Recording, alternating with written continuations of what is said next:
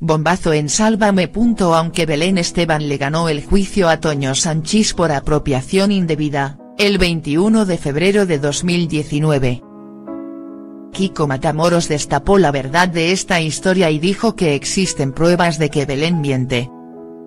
Ese 21 de febrero de 2019, Kiko Matamoros se dispuso a hablar, en su sección, de cómo habían tratado los medios la subasta de la casa de Toño Sanchis para que éste pudiera pagar a Belén Esteban lo que le debe.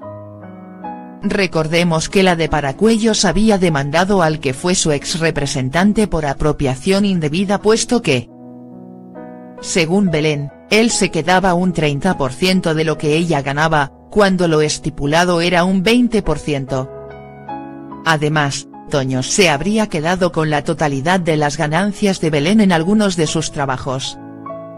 Belén Esteban vs Toño Sanchis. Todo esto fue corroborado por un juez y Esteban ganó la demanda.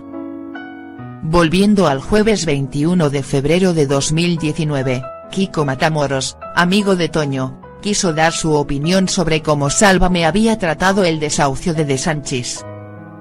No sé cuántos deluxes se ha hecho ya Belén Esteban hablando de esto y a Toño y a sus hijos se les ha hecho un daño irreparable.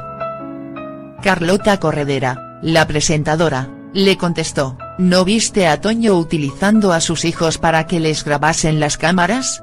Kiko, alegó, Belén lleva utilizando a su hija 16 años.